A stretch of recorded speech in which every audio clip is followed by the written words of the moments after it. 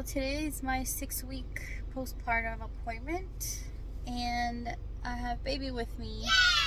We just left his pediatrician's office for some sample formula because my milk is still low. But yeah, we're about to drive to my appointment and see you in a bit. Hey guys, so I just arrived at my appointment. We're in the parking lot right now. I'm going to take him out and head to my appointment. We are a little bit early. Hopefully it don't take too long because I don't want him to start to get fussy. But hopefully everything's okay because he is fed. Well, it's been 40 minutes now since I last fed him, but he should be okay. So we're about to go in. Bye. So he is in his stroller.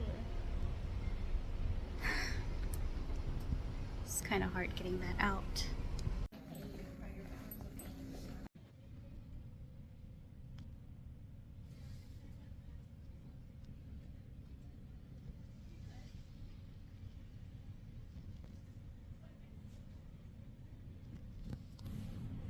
Alright guys, so we are out of my appointment. Okay, so we have left my appointment.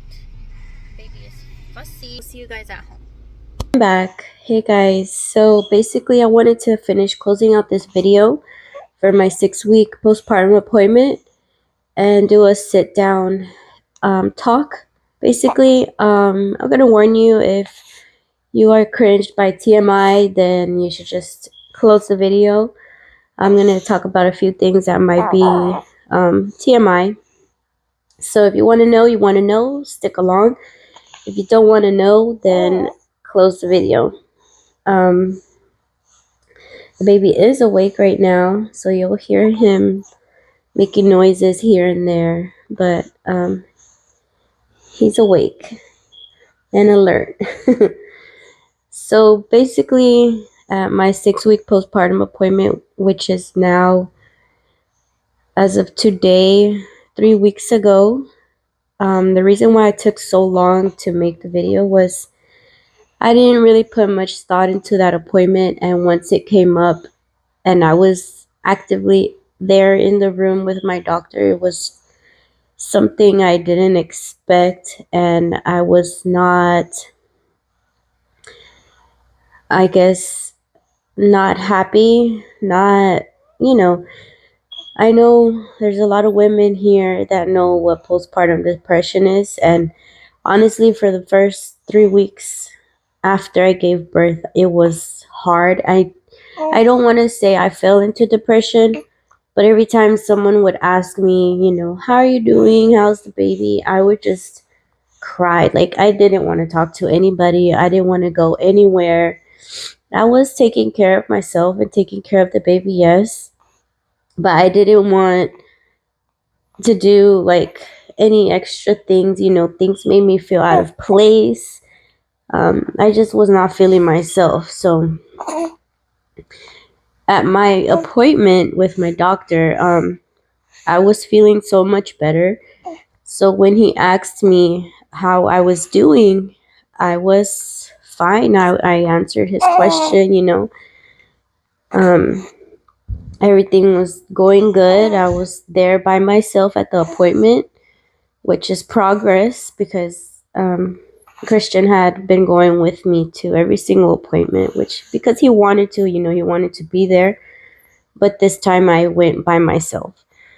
So there was some growth in that. But aside from that, that appointment, no one tells you what to expect. And they did do a vaginal check, and that hurt like hell. I cringed the whole way through that exam. I know I did get stitches, yes, but I did not expect for him to go in there with the speculum and, what speculums do. So I was just not prepared for that. So it was it was a lot, honestly. And it was, I don't want to say painful. It was not painful. It was more of the pressure, and pressure is all I remember from when I gave birth. So I I compared it to that. I mean, I didn't have a rough vaginal delivery, but um that's what it reminded me of.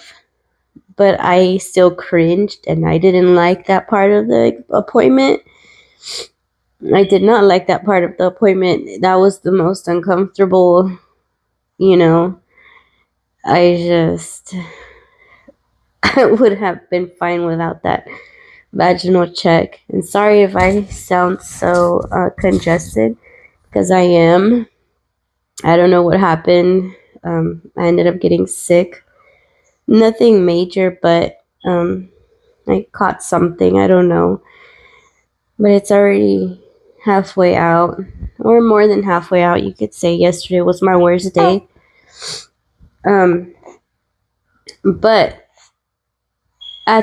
for that 6 week postpartum appointment, I did feel better. I did feel more like myself. Um, I'm not gonna say what depression feels like, because I don't know. I just know I did not feel like myself. So I I kept saying that a lot every day. I don't feel right. I don't feel like myself. And that. And sometimes that can be a cry for help. You don't know, like, you don't know what someone's thinking in their head. Um, I never thought like any harmful thoughts. No, I didn't, because I know that we wanted this baby. Like, we worked so hard to get where we're at, and he's here. But it was just really hard on me. The nights were tough. It was just me and my husband, and it's hard the first 2 to 3 weeks. And then my husband ended up going back to work, and I was doing it by myself overnight. I'm not gonna say it's easy, because it's not. I would never say it's easy. And I feel if I were to have another baby, that's the only thing that would scare me, is the first 2 to 4 weeks of having the baby at home is so scary. Not because like I'm scared, like because something might happen to the baby, because I know I won't do anything harmful to the baby, but because you're so sleep deprived, you're tired, you're exhausted, you want to sleep, and that's not something you get to do, unless you have family over. But I mean, it's more like entertaining your family when they're here as well, or being with your family. You want to be in the moment with the baby and your family, and you can't do it all. So if I were to go have another baby, I would definitely recommend myself to ask for help. And I know everyone's always telling me, ask for help, but that's never been me. I mean, I've always been used to doing everything by myself. Um, Everything. Like, I would, unless I need my mom, but other than that, I would do everything by myself. Like, yeah, my husband here and there, he'll go with me, he'll help me with this and that, but it's always the smallest of things. But for a whole human being, ask for help. I'm happy that I am feeling like myself now. We are in week 9. So yes, the baby is 2 months, and he'll be 2 months in a week towards the end of this week. So he is growing up fast. You're growing up fast, puppy. You're growing up so fast. So fast, Papa. So aside from that appointment, I finished the 40-day bleed or whatever after the delivery, before my appointment. So basically, after my appointment, I want to say like 2 days later, I started a normal period. And this is where the TMI goes in. So if y'all want to click off, click off. That's fine. But this is just my experience, my body. I'm telling you what happened to me. So I had the normal period for 6 days. It was a normal period for 6 days. And then come that Friday, it was done. Saturday, Sunday, no period. Come Monday, and this is already a week and a half after my 6-week postpartum appointment. Come that Monday, which was last week, I guess my body just kept bleed. Well, not kept, but started bleeding again. But this time it was like hemorrhaging. My body would not stop bleeding from down there.